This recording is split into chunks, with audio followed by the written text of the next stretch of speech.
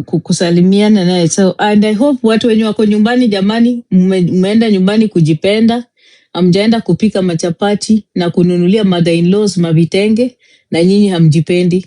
I hope none of you has gone home to labor for your in-laws. Sawa?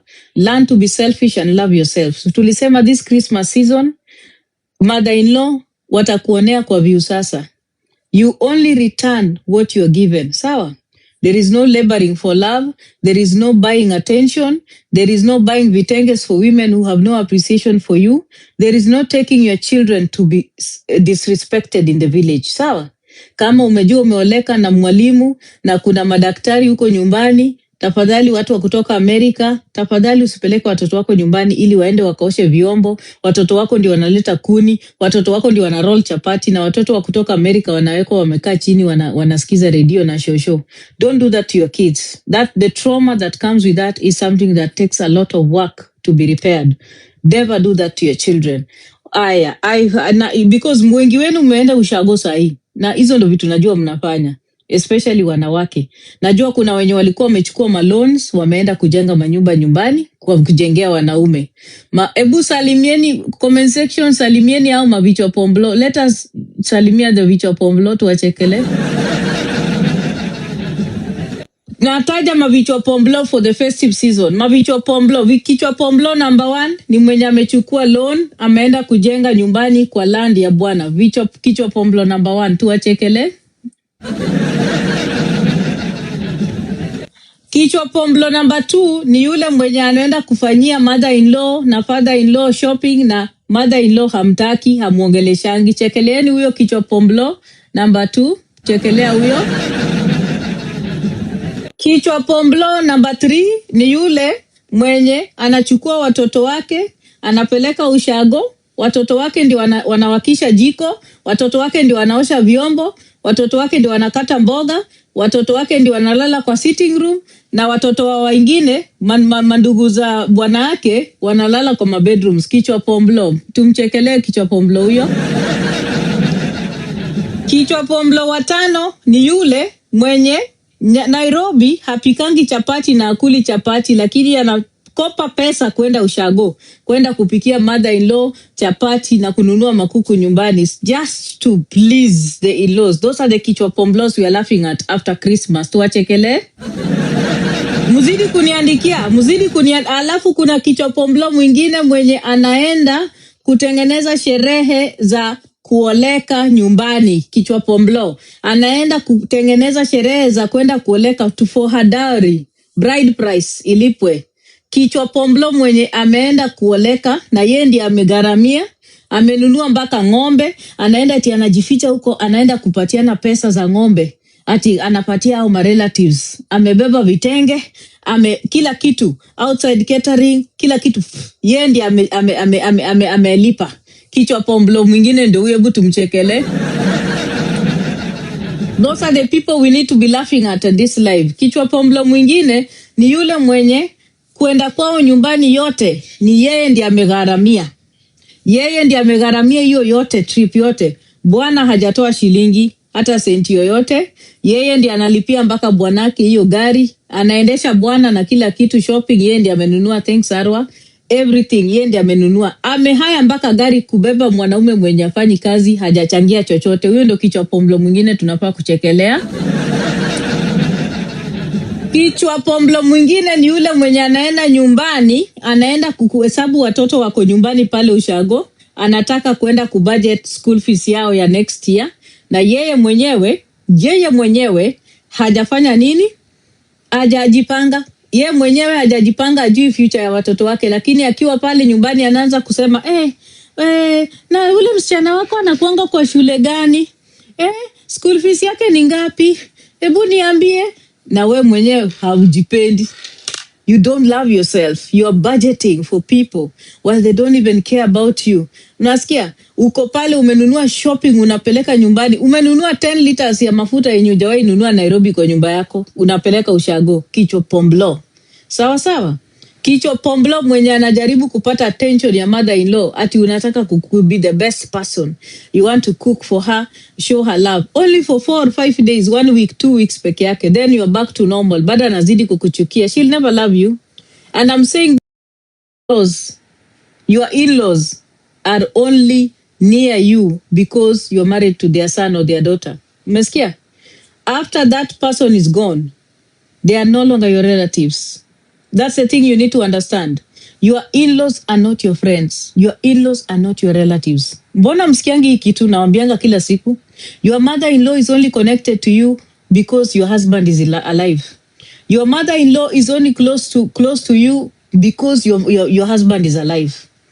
If your husband dies today, your mother-in-law will make you understand that you were never part of that family. Let me tell you, no matter how much they try to pretend that they are the best, no. And by the way, when you get married, learn to understand that you are only there because of their son. You are married to one person, not a whole community. Always make sure that you understand that when you're married, you are only married to one person, not a community. You extending grace, accepting, and even being kind is because of your character, not because it is something you must do. It is not their right to receive respect from you, no, and it is not your right to receive respect from them. Umesikia? Mnafaa coexist, that is it. So it's a choice. The person you are supposed to be loving and is supposed to be loving you is your husband, nothing else. Bwana yako akikufa, mkikosana na bwana ndio utajua tabia ya in-laws. That's the thing people should be prepared for all the time. Wanawake, when you get married, don't invest in your husband's home. Usienda kujenga boma kwa nyumba ya bwana yako. Bwana yako akitaka kujenga nyumba huko ajijengee kivyake. But if you want to build a home together, do it outside of that home. Make sure the title deed is in your names, both of you. Iwe ni mahali ambao unaweza enda ukakaa peke yako bila mtu kukusumbua. The idea of you kwenda kujenga boma nyumbani kwa land, ancestral land ya relatives wa bwanako, ni very stupid, ni very foolish. If you ever think about doing that, wewe ni mjinga. Na nimesema hapa na narudia, wanawake wenye wanajenga manyumba za 6-10 bedrooms huko Nyanza ati kwa sababu wameoleka huko, akili kichwa pomblo. Don't ever do that. That is what we call the dead capital. It is dead because first of all, you can be moved out of that home any day. Number 2, your children might choose not to settle there. Umesikia? Your children don't have to settle in your husband's home. They don't. Many children nowadays are moving away from all those cultural things. So please invest in a place yenye hata nyumba ikijengwa unaweza ukauza. Unaweza uza hata hiyo land. Unasikia? And for the Luos in our community, I think it is good for us to invest in the idea of makaburi. Put a land aside yenye watu wanazikwa makaburini, so that one day hii land yako yenye uko nayo hapa, unasikia? Hii land yenye uko nayo hapa siku moja unaweza ukaiuza na ikasaidia watoto wako na vizazi vyako for the days that are coming. Mumechukua watu mumezika kwa corners kwa kila nyumba.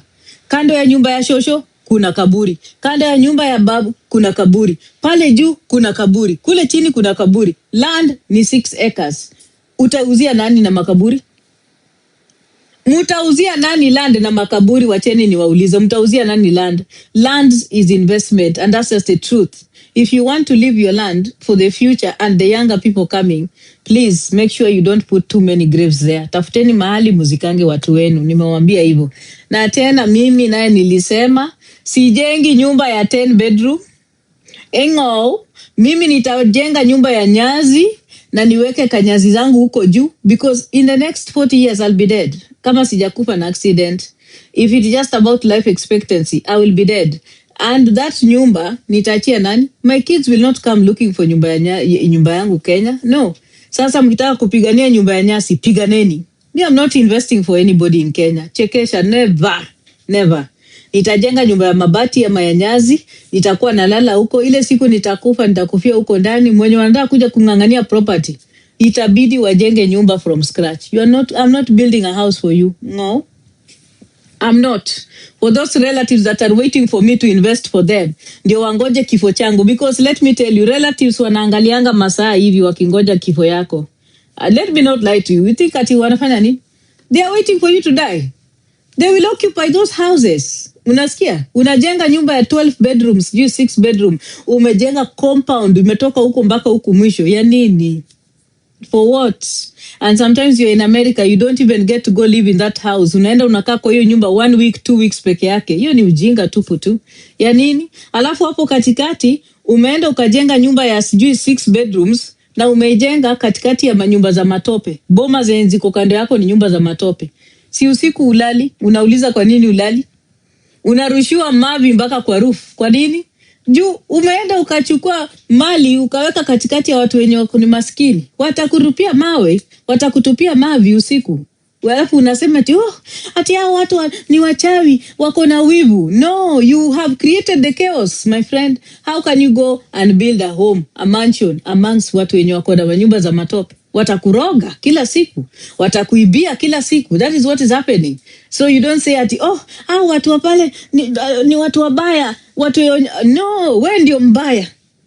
Wewe ndio mbaya because you have gone and encroached in that space and you are putting a $1 billion house in a place where people are living from hand to mouth. What do you expect? They will steal from you. They will come to your door. They will steal your food. They will be stealing your home. They will be coming to attack you 24/7. That is why unaona siku hizi watu wengi wenye wanaenda nyumbani kutoka diaspora wanauliwa kwa manyumba. Unafikiria wanauliwa kwa nini? Wanauliwa kwa sababu ya au kuencroach na kupeleka mali, rasilimali pali ambapo kuna shida. Watu wako na shida hata ya chakula. 1 meal a day they cannot afford. Alafu wewe unakuja unajenga mansion na unaweka maglasses na unaweka mastima na watu wana nini na kikoroboi. They will rob you. Na watakuroga. Na watakufanyia chochote yenye wanataka. So think twice. Unasikia? Before you do things like that. Sawa sawa.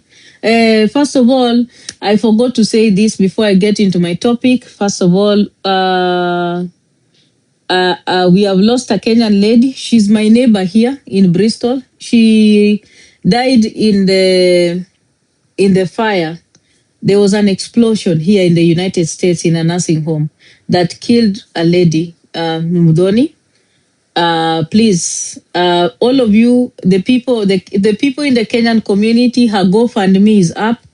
There is a GoFundMe for Mudhoni and her family. She has left 3 children. She died in the explosion in a nursing home in Bristol. It's very devastating. She died a few days to Christmas Day, and it's still being investigated what caused the fire. But she died a hero because it is said that she was trying to save the people that were inside the nursing home, and she was trying to get them out. So she died because there was an explosion and the building collapsed on top of her. Even the akakufa. So we have lost someone here. It's just like about 45 minutes away from me in Bristol. So tutaenda huko kupatiana mapole zetu. There's a GoFundMe page that is up for her. Please go and donate to that GoFundMe page.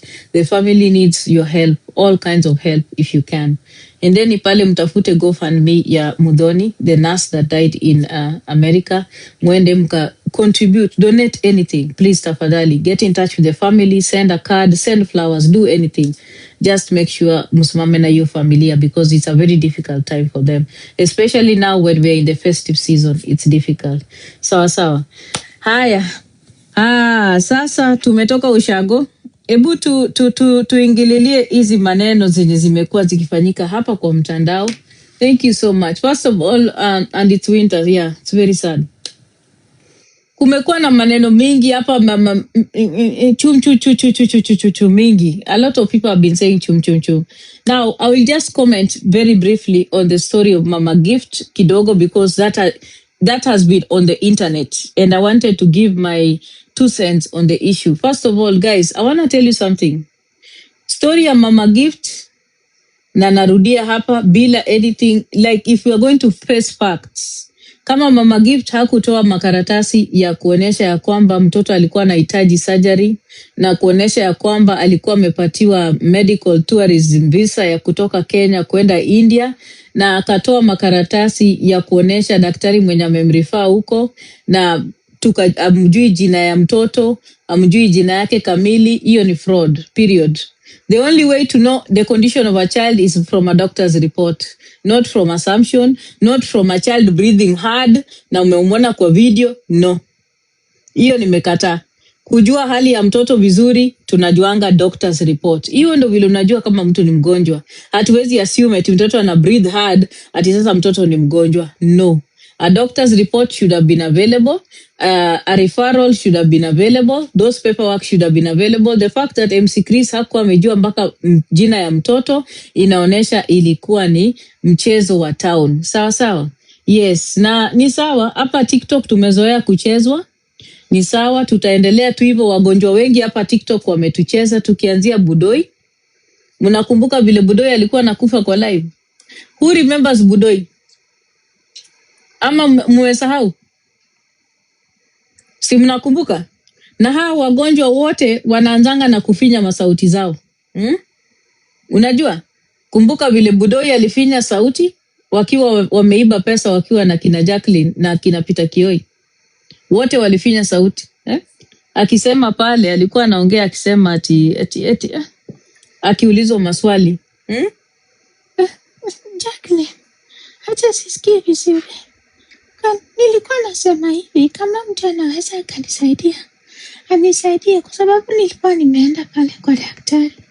Na daktari akaniambia kwamba hiyo oksijeni yangu nahitaji. So mimi nimekuja tu kama inawezekana. Saidia tu kidogo kama inawezekana. Sijui hata ni kwa nini watu wanielewe. Siwezi nikapumua vizuri. Niko pale babaya. Siko pazuri. So mimi nimekuja tu usaidizi kama inawezekana. Budoi did that to us. Unasikia? Tukarudi kwa Miskara. Msisahau. Miskara pia alitufinyia sauti. Alafu alitufinyia sauti mchana na usiku alikuwa kwa photoshoot na mama yake. Akiwa na nywele zake zikiwa sawa kabisa. Mchana naye anatupakia blue band kwa kichwa. Guys, this is a wrap up of the year. What happened? So mchana Miskara akija kwa mchango anapaka blue band kwa kichwa. Amenyoa, sasa hapatikani. Usiku anafanya photoshoot na mamake, anauza mpaka mchele. Ako kwa website anauza. Anatafutana na wazungu. Unasikia? So those are the things they did to us. Aya, tukarudi tena kwa nani tena mwenye alitufanyisha maajabu kwa mchango ya wagonjwa. Who is this other person that came here and lied to us? Nani si aliza? Si nimesikia Nasra ameza. And guys, remember Winnie si vile tulikuwa tuko on the brink of kumpata, and what happened? Tukashtukia mtoto amekufa. Guys, this platform has dangerous women. If there is anything that ever scared me in this platform was Winnie's story. That was one of the most scary. Aya, Coin Kores alikuwa na heavy metals kwa mkundu. Who remembers? Coin Kores alikuwa amekaa kama ameweka mkundu yake one side juu. Mkundu ilikuwa imewekwa juu kwa hewa kwa sababu alikuwa na heavy metal kwa mkundu. Alituambia kuna mama alimwekea heavy metal kwa drink, na hiyo heavy metal ikaingia kwa system yake ikakaa mpaka kwa mkundu yake, so hawezi kukaa vizuri. Mnakumbuka? Kwa hiyo akiwa na heavy metal kwa mkundu yake. Yes, those things happened in 2025. Mnasikia? So vile question story ya Coin Kores akaenda kunichamba huko ati mimi nini? Si walinichamba. Aya, another person mwenye alitufanyia maajabu hapa ni nani? Senje, the comedian. Guys, I'm sick. Sasa mnataka niwaambie aje? Nimeshawaambia mimi ni mgonjwa. I've been going to the hospital. I'm not okay. I'm sick, guys. I'm not okay. I'm sick. I've told you I'm sick. Every day I keep on coming here. Even my friends know me. They know I'm sick. I'm not okay. They know it. I've been struggling. I'm supposed to go to America. I have the paperwork. Everything. You can ask Big Daddy. Big Daddy knows. Haya. Akataka 15 million, guys. 15 million was needed. Then the money was like when we started asking questions, it was like sisi ni watu wenye tuko na wivu, hatutaki mazuri kwa watu. Sisi ni watu wenye tunataka watu wasipate matibabu, wasipate the help. Niliuliza, wapi medical tourist visa ya kwenda Amerika? Unaenda kwa hospitali gani? No, nobody say. Manzi wa Mombasa akakuja akiwa na kansa. Yeye pia akapatikana, kansa ikaisha. Unasikia? Those aya, huu mwaka pia mnajua tulikuwa na maiti kutoka Temu. Have you forgotten? Nani anakumbuka tukipelekwa kwa mochari kwenda kununua sanduku ya mtoto, guys? Guys, have you forgotten how we went kwa mochari kwenda kununua sanduku ya mtoto? Mumesahau? Mpaka tukapostiwa watu wakiwa nje wananunua masanduku. Are you forgetting the way we went to buy masanduku kwa nini? Kwa mochari. Mpaka tunaoneshwa mochari. Mpaka wanawake walikuwa wanatoa machozi. Mimi niliongea nikasema ati nilikuja nikawaambia hapa Peter Kioi hakuna mtoto wake amekufa. Kila mtu kwa platform waliniamkia. Wakaniambia vile mimi ni mwanamke mwenye ako na roho chafu. Sipendi hata ana sina aibu. Niko pale hivyo na chamba mtu mwenye amefiwa. Sina aibu. Najaribu kusema nini? Mkaanza kuchanga pesa. Si mlimchangia pesa? Si mlichangia maiti wa Temu pesa? Guys, si mlichanga? Ikafika wapi? Mkafikishwa mpaka mochari. Thank you, Daphne. Thank you, Daphne. Thank you. That is what in short, it's full of makatels. Unasikia? Now, I don't know why people are okay talking about cancer. Alafu mwingine mwenye alitudanganya hapa ati chekesha, wacha nisiongelele huyo. Ataanza kufeel important. Sitaki kutaja hiyo takataka kwa live yangu. Anyway, all said and done, as Team Bipolar, mimi naongelelea Team Bipolar, we suffered this year. We suffered this year as Team Bipolar because everybody mwenye tulichangia pesa alikuja kututusi. Tulisaidia watu hapa na wakarudi kututusi. Sawa sawa. Watu wachache sana wenye tuliwasaidia wenye waliheshimu ile usaidizi tuliwapatia. Na kwa wale wa supporters wetu wenye walisaidiana tunawapa pole.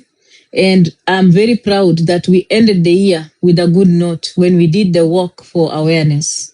I'm very happy with Team Bipolar because we ended the year in a bang. Ebu Team Bipolar mjipigie makofi jamani. Thank you guys for a wonderful job. You have ended the year in a bang. You've done a good job. You managed to fundraise. You managed to create awareness. You managed to do something impactful outside of TikTok. That is powerful. That is wonderful. So please just applaud yourself. Give yourself a pat in the back because that was good work. And it is work that was impactful. It is work that can be checked. It is work that can be monitored. It is work that is beneficial to the society. And as Team Bipolar, I'm very proud to announce to you guys that we are in the process of putting out our website. In the next 3 weeks, most of you will see our website out, and we are going to be working legitimately as required. We will teach you guys a thing or two of how to run organizations and how they should be doing. Sawa, because it's important. I realize there are so many people on TikTok that don't know the ethics of organizations and how things work. Team Bipolar began as a social justice movement on TikTok, and we are going to take our work back in the ground. We will be organizing awareness marches and awareness whatever's 3 times a year. We'll have them 3 times a year. That is the plan for us.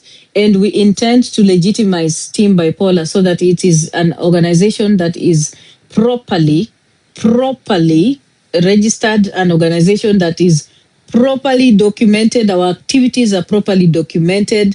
Okay? So that is the purpose of Team Bipolar. And that is why you will not see me a lot making noise on TikTok here.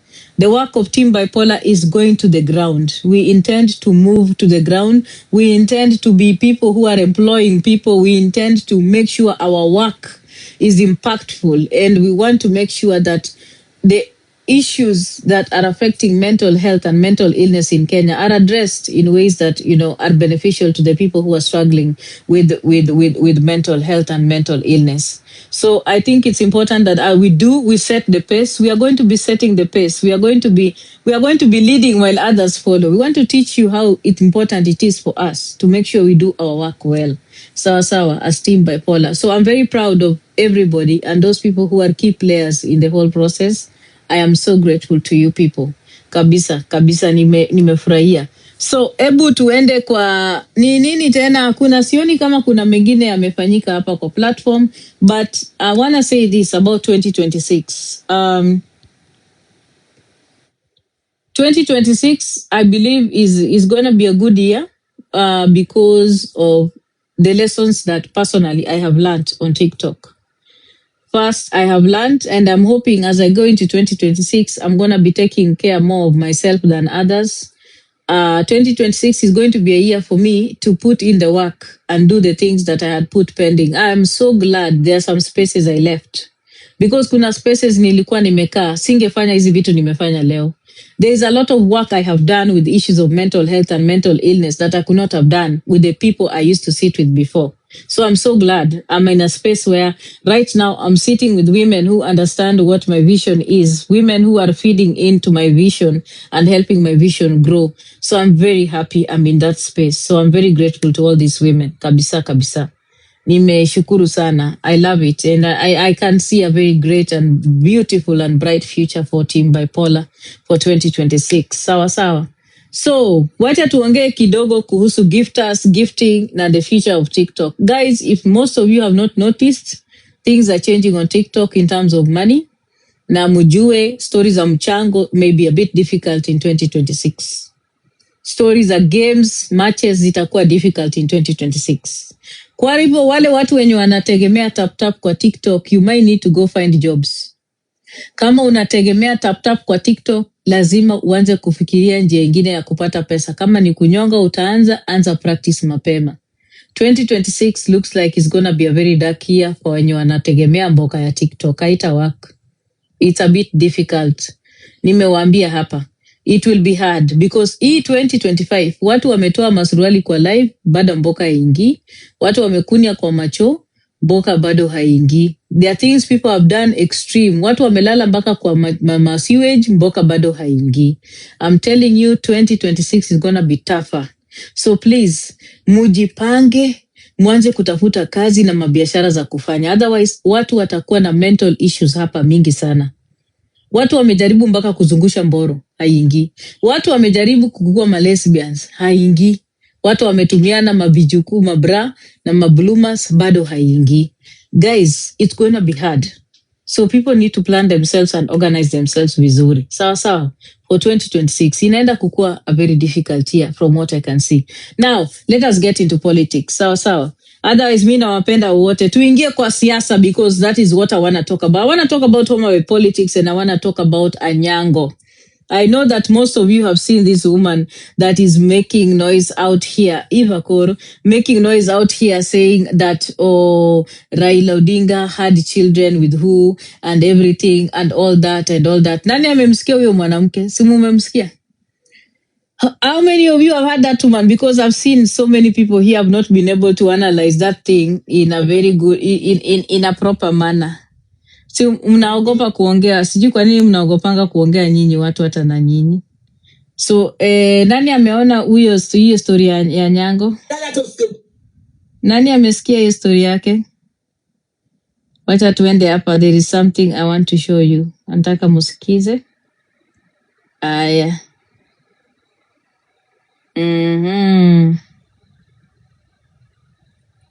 I don't know if it is this one ama ni gani. What I'm requesting my Luo elders. Why are they Luo elders? In a real sense, if they cannot rectify mistakes of people who have been blinded by money, people are being blinded by money and then they keep quiet and yet they know that they are the Luo elders that should rectify all the mistakes that Luos are making. Why do they call themselves Luo elders? because they are supposed to be elders to rectify any kind of mistake that is being made. And I think that our Luo elder is a very close friend of Jaramogi. I know very well because I used to cook for them in that house. Okay, guys, sitaki kuongea. I want to just give my analysis about the whole issue because I know most of you are not Luo, so hamkusikia na mjui. You a debrief kama nyinyi si Wajaluo. I'll give you a little brief. Amekuja kwa mtandao akisema maneno mengi. Amesema Winnie sio mtoto wa Raila, Fidel sio mtoto wa Raila. Yes, I'm gonna talk about the Somali issue, don't worry. Amesema Winnie si mtoto wa Raila, Fidel si mtoto wa Raila, na yeye pia alikuwa ni mpenzi wa Jaramogi, vitu kama hizo. Sawa sawa. Mumesikia hizo vitu zenye amesema. I think that is what she has said in brief, and she's been accusing Ida of being mean and not wanting to share property and everything and all those stuff blah blah blah fish cakes. Ndio mumemsikia. So this is what I want to say. This is what I will say here and now. Kama Winnie sio mtoto wa Raila na Fidel pia sio mtoto wa Raila, haituhusu. Sawa sawa guys, chekesha. If Raila Odinga never came out to fix the issues in his home, or Ida came out to fix the issues in their home, haituhusu. Sawa sawa.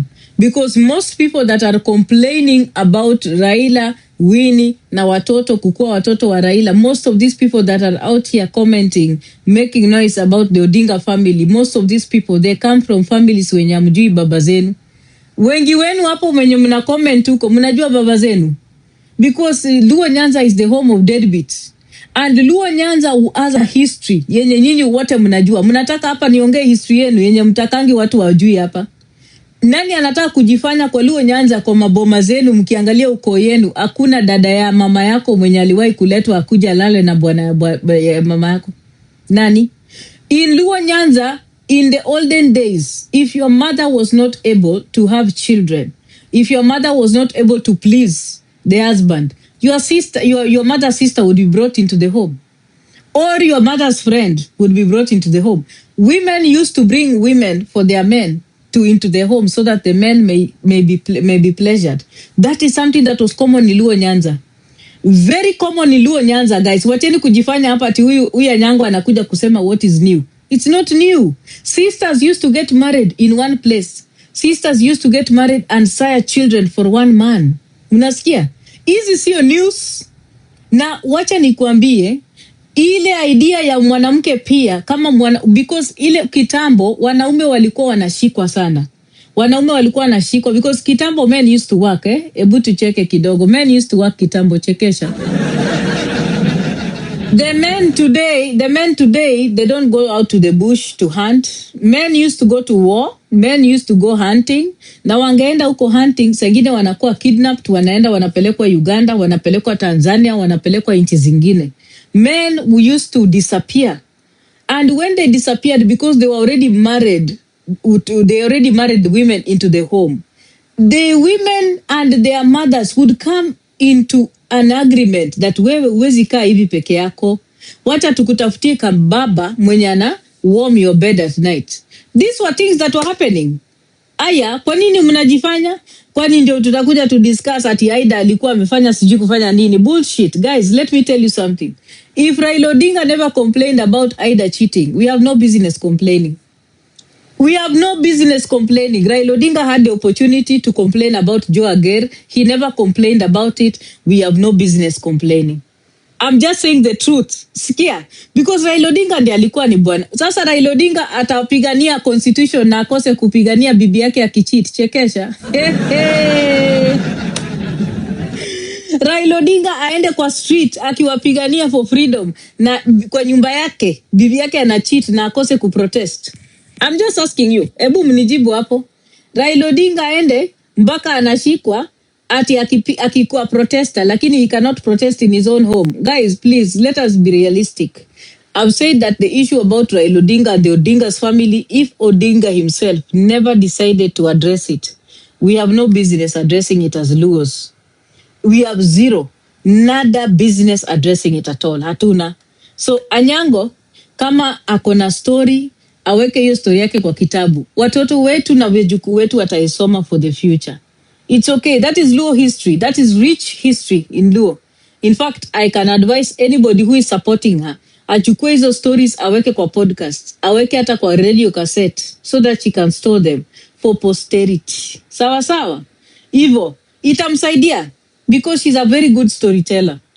People listen to what she's saying and it's a good story. It's just that it can even sell if she wants to. Let her make money using it. But right now, trying to fix the issues in the Odinga family, hiyo ni kuwaste time. Sawa, hata kuadvise Mama Aida sijui afanye nini, hizo ni kuwaste time. Ose. Wajaluo tunasemanga ose. Yani imeshapita, imeshaenda. The person who was supposed to fix the issues with the man of the house, if they were not fixed, if they were not talked about, we have no business getting involved in it. Yani tunasikia uchungu ati mtu alicheat na bwanake asikie uchungu ati alicheat. Hiyo si tuko peti.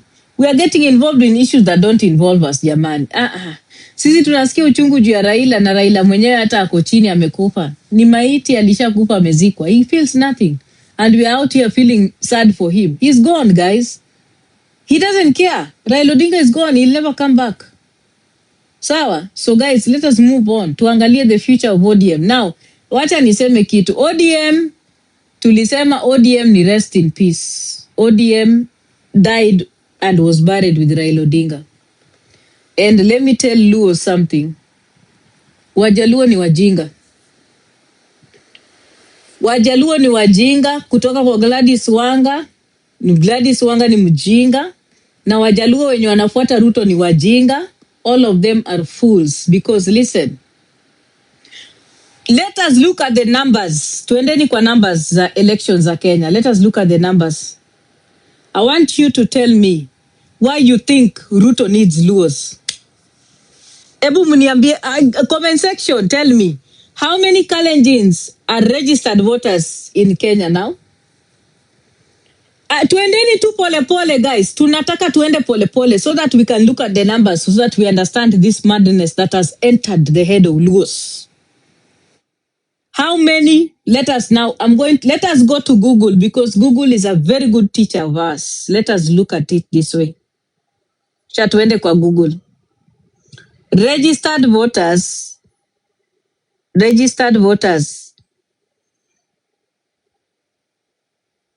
by county in Kenya.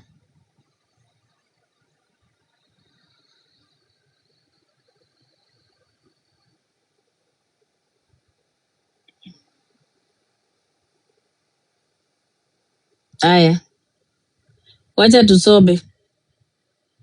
Because mimi hii ujinga yenye mengia kwa Wajaluo sielewi.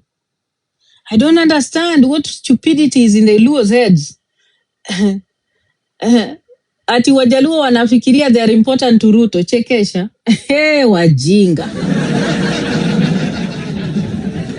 You think you are important to Ruto? Your numbers don't matter.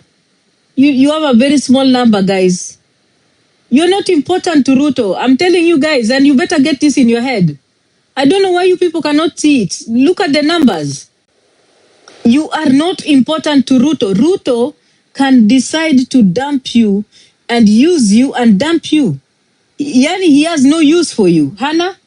Because Ruto will still be president even without the Luo vote. Ama mjui hiyo kitu? Mnafikiria Ruto needs the Luo vote to be president? No, he doesn't. He does not need Luos to be president, guys. He does not need you. I don't know why you people are blinded by that fact that you think that he needs you. No, he doesn't. Ebu tuangalie hizi manamba, ngoja niwaoneshe. Mbona hazionekani? Hii panya nimefungua hapa. Na kwani comment section namjui registered voters? Nilishawaambia muache hizi vitu za kuniaibisha hivi eti amjui hata registered voters Kenya, alafu mko hapa mnakaa kwa live yangu. Nilisema nataka watu wenye wako kwa live yangu ni watu wenye wanasoma. Amjui the number of registered voters. How many registered voters are there in Mombasa? Watu wa Coast mko wapi?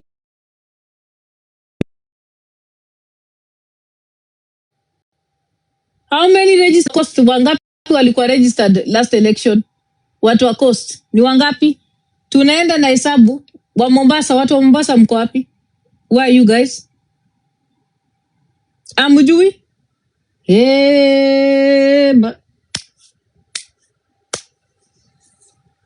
You don't know? Amna habari? Let me tell you guys. Mimi pia sitawapatia hiyo information. Enda mjisomee. What I know, 641,000. Okay, hiyo ni Mombasa.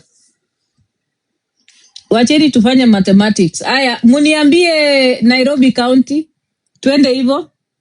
So guys, tumesema hapa ni 641, Mombasa 641,000. Aya, Mombasa ni aya, Nyanza region ni 2.1. Nairobi ni 2.4.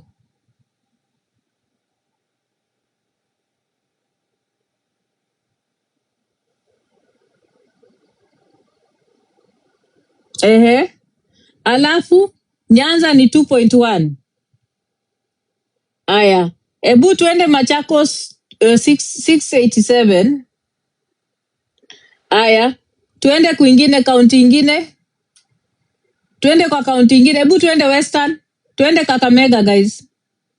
How many are in Kakamega? Kakamega ama Busia? Ni ngapi? Guys, let me tell you what's happening. What Ruto is doing, he's going to be continuing to ride on the Luo wave because he wants the Luos and the whole Kenya in general to believe that he's gotten support from Luo Nyanza. Of course, he's going to get the support from Luo Nyanza because I believe that Ruto is going to pick Gladys Wanga as his running mate. Mnasikia?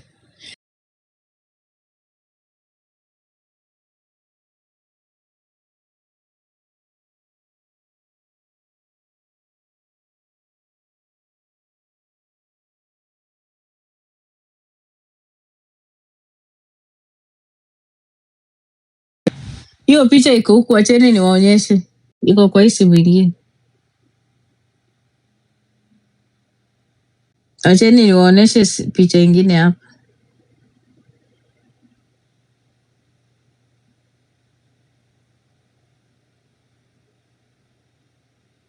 Acheni niwekee picha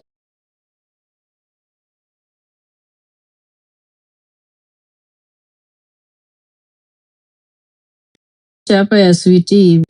Mnaonaje hii picha?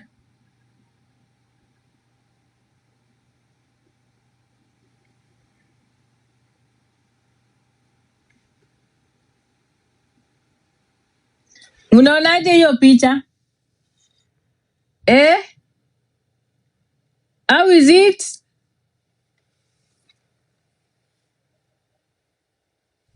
Mnaona hiyo picha? Mnaonaje hiyo picha ya Gladys na Ruto, mnawaona hapo? Mnawaona?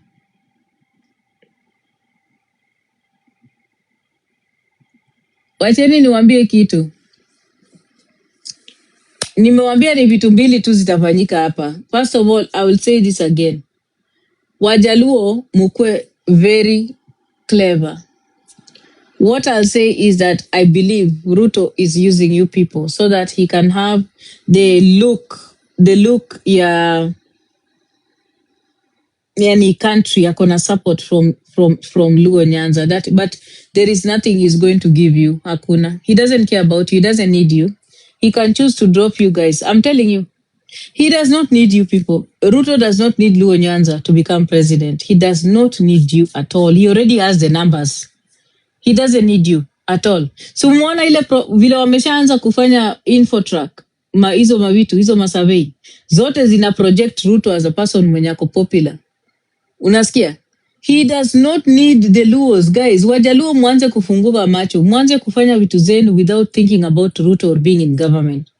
Watu wenye wanauzia story ya Ruto ni watu wenye wanaogopa because Raila Odinga is no longer there. They are so scared that they are going to lose their seats in the ground.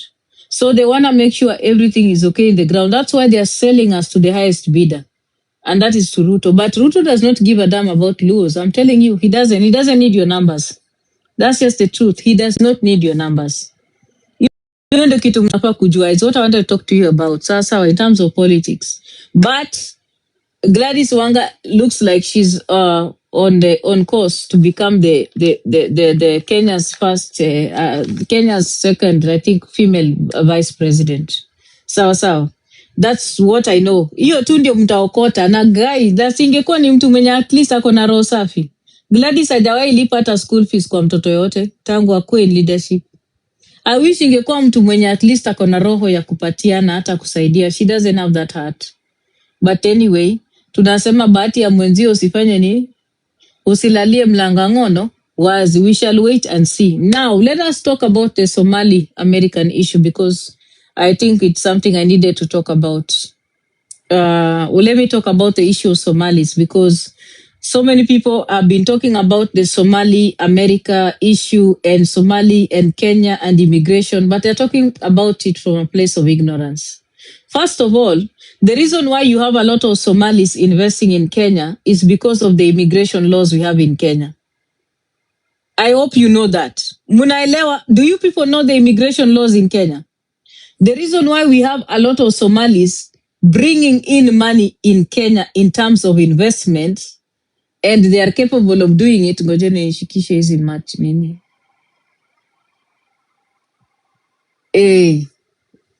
It's because in Kenya we have our immigration law allows people who are not Kenyans to come into Kenya and have a visa, a work visa to work in Kenya and invest in Kenya as long as they can pay for it from abroad. That's what the immigration law says. There is no screening that is thorough, nothing like that. All you need is 750,000 Kenyan shillings. Do you people know that? Kwa vile mumekuwa mkipiga kelele mkisema ati Nigerians are coming in Kenya, Somali wanakuja Kenya. Do you know that it is your own immigration law that allows them to come to Kenya? Are you aware? So when you are tackling this issue, attack your system. It is the Kenyan immigration system that is porous. That is why we are having foreigners getting into Kenya with a lot of money and investing in Kenya with a lot of money. It is your immigration law in Kenya that is porous. Unasikia? So hata by the way story na kusema Valhalla ati corruption hakuna. Let me tell you guys. Because first of all, in Kenya, if you are a foreigner and you've been there with your work permit for 3 years, you can apply for permanent residency. Maiye chekesha jamani. Mmejua hiyo kitu? Are you aware? Wacha tuweke sounds. Hey, chekecha. Do you know that is what the law says? That you will only need to pay $240 and extend and then you apply for permanent residency in Kenya. Do you know that? A lot of you have been making noise here on TikTok, but you don't even know immigration law in Kenya. Mmejua immigration law zenu? Because a lot of us have been so obsessed with immigration laws in America that we don't pay attention to our own immigration law in Kenya. The immigration laws in Kenya are so pathetic. They are so broken. They need to be fixed.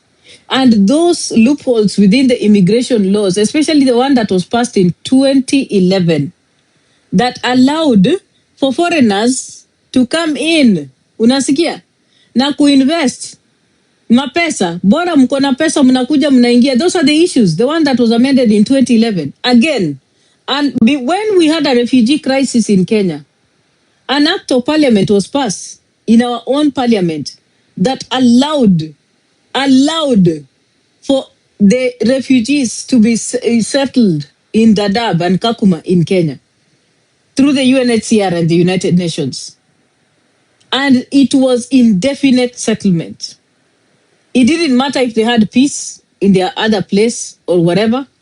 It gave them an opportunity to assimilate into our country.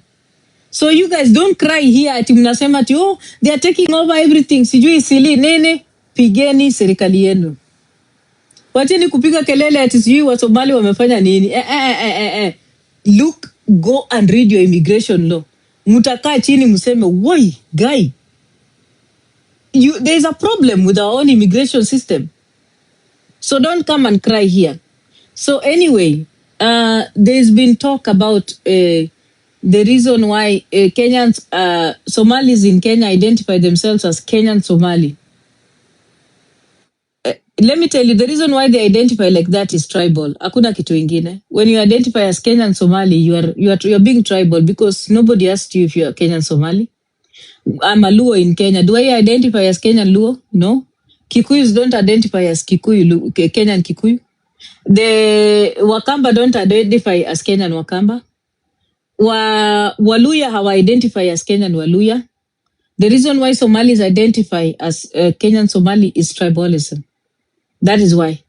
They want to alienate themselves. It's a place, they want to look superior. They want to look like they're better. That's the reason why. And it usually happens when people have more money and they're able to get into your system. When people know that they can get into your system better than you can get into theirs, they will disrespect you. That's what's happening, guys. Mbona tujidanganye? The disrespect you're receiving is because you have a weak system. When you have a weakness in your system, people will disrespect you. That's what is happening to us. That is why they are disrespecting us, because they have actually managed to come through the loopholes in our system, and they are investing. Na ndio maana wanawakosea heshima, wanawaita maskini, because pesa yao inaongea. So msianze kulia, ni system yenu ndio iko na shida, ndio maana mnakosewa heshima. Unasikia? That is why mnaonanga it's the same way. Msichana wako wa kazi mwenye umeandika kwa nyumba anaanza kulala na bwana yako, anakukosea heshima, anaanza kuweka chumvi mingi kwa chakula yako, unashindwa kukula, lakini ya bwana yako anaweka kando, bwana anakula, because ameingia kwa nyumba yako na bwana yako ndiye amemwalau akakuwa in that situation. Unaelewa? That is what happens when familiarity breeds contempt. That's what usually happens. Unasikia? So that's the reason why there's that issue between Kenyans and Somalis, because the Somalis found a loophole in our immigration system and they penetrated it. They used the loophole to grow themselves and build themselves, and that money is circulating around themselves. Guys, the money that Somalis are investing in Kenya is not benefiting Kenyans. That's the truth. By the way, the money that they are investing is circulating amongst themselves. That is why you see it is in centralized areas. Isili iko tu hapo, iko hiyo ni region yao. Kwa hivyo pesa yao ina circulate amongst themselves. Unaelewa? Pesa yao haitoki ati inaenda mahali. Pesa yao iko inside of their own circles. Unaelewa? See, they even have their own banking systems, guys. Am I lying? Ama nadanganya? Kama nadanganya mtu aniambie. They have their own banking systems. They have their own way of getting money. They have their own law, Sharia law. Unasikia? All of these things are happening because you have a weak system. Your system in Kenya is weak. It is pathetic. It is porous. That is why they managed to penetrate. Tell me if there is a Kenyan that can go to Somaliland to invest and become a leader. Is there a Kenyan that can go to Somali and become a minister? Tell me one Kenyan that can go and settle in Somali na kuwe minister. Muniambie. If today there was civil war in Kenya, would the Kenyans peacefully go into Somaliland and settle there? Ebu tell me, show me by a show of hands, can you guys go there? Can you go there and settle there? Can you cross over and go there and settle? And if there was war in Kenya today, can Kenya go and settle in Sudan, South Sudan? Can you do that? Why? Because their laws cannot allow you. Their laws are very strict. Their immigration laws are strict. They do not allow that cross-bordering thing. They're different. Umeelewa? So, nyinyi, as Kenyans, you created a system. That is why, kwa nini watu wa Somalia hawakuenda Tanzania? Why was the DAB not set up in Tanzania? I'm asking you people. Why was the DAB not set up in Tanzania? Why did the Somalis go to Kenya, not Uganda? Why? Because Uganda has a proper immigration system that does not allow people to just come in like that. And the same applies to Tanzania. Right now, even as Kenyans, if we had an issue in Kenya, if there was unrest in Kenya, we cannot go to Tanzania easily. Mnajua hivyo ama mjui? Are you awaring? Are you awaring? Nimesema awaring nikikopi Anyango. Anyango ndiye alisema awaring. Are you awaring? Are you guys aware? That's why when I tell you people to read, mnanionanga ni kama nimewadharau. Guys, it's good for you to know these things because anything can happen. Don't think you're safe. A lot of Kenyans like assuming that we are always safe as a country, that we are in a good place, that we can never have anything that can make us be desperate to go to other countries. Guys, your life can change in one day. I'm telling you. And you might need to be running for safety in another country. Do you think you are welcome in Tanzania as Kenyans? Do you think you're welcome in Somaliland? Do you think you're welcome in Sudan? Are you welcome? You are sure you can go there? That is food for thought.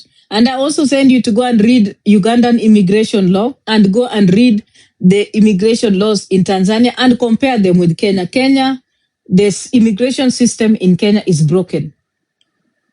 It's broken totally.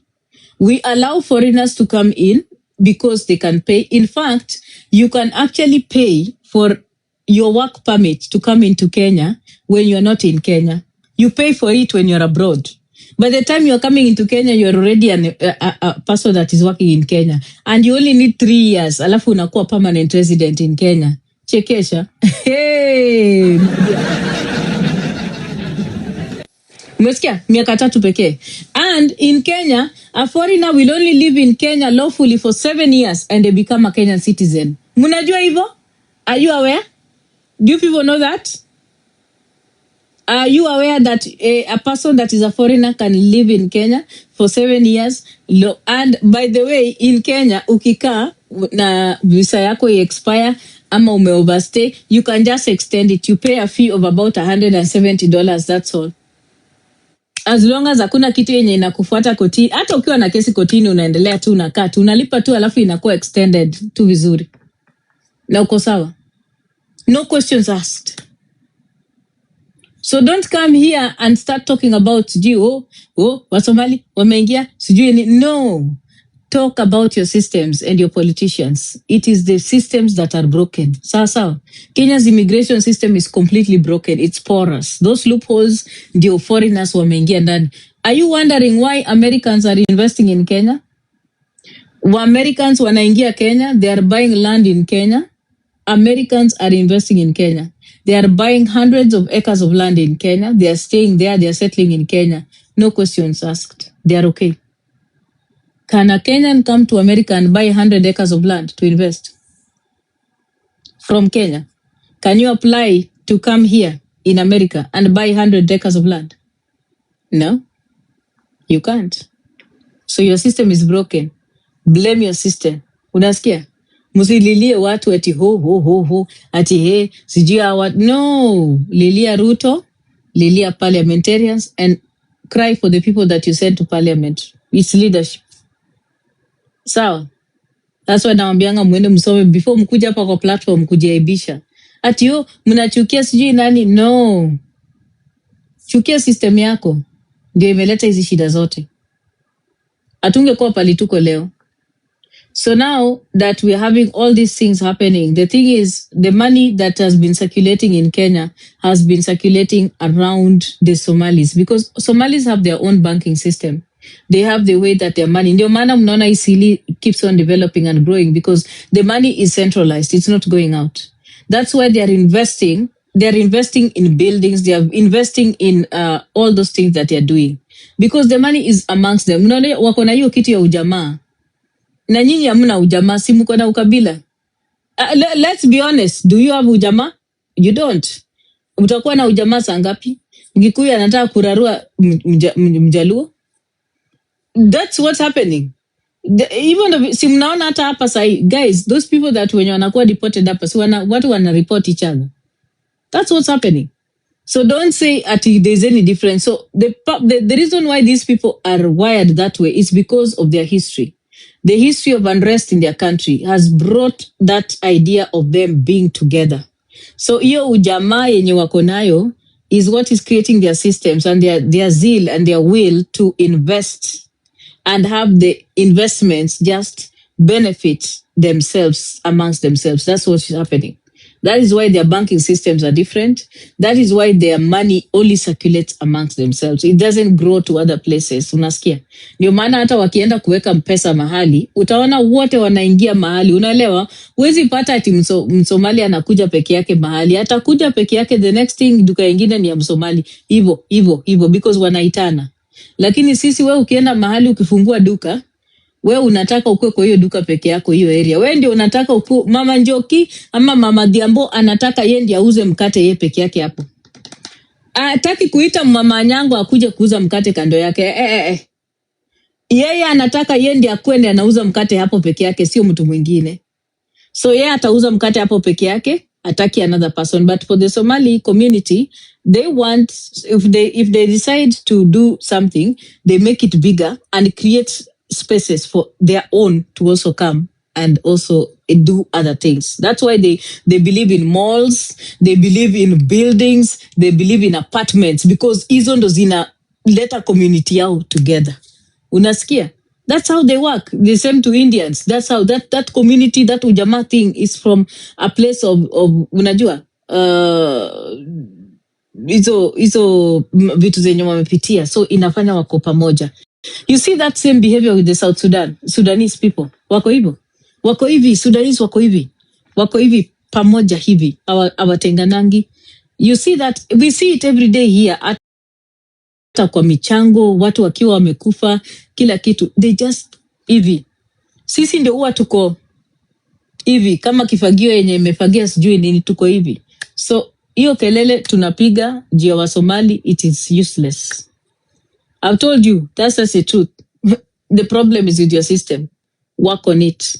That is the thing you need to tackle. Because kama system yenu ingekuwa functional, ingekuwa mzuri, then we would not have people paying 750,000 shillings to come and work in Kenya and get work permits and become legal in Kenya. We would not be having permanent residents in Kenya in 3 years. We would not be having people becoming citizens in Kenya in 7 years. That's not a system that is working. That's a porous system. Umeelewa? So think about that in the next election. When you're going to vote, pay attention. Na nilisema, so many immigration lawyer Kenya, so my immigration lawyer Uganda, all the neighboring countries, so that you understand. And also read the last resolution of the East African community, because it's important that you people understand some of these things.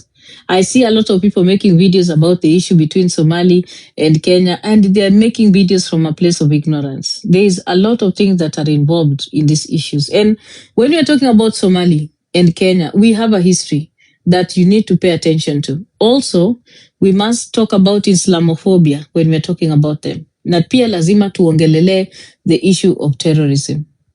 Nimeshapatiwa warning kwa live yangu, itabidi ni drop. Sawa.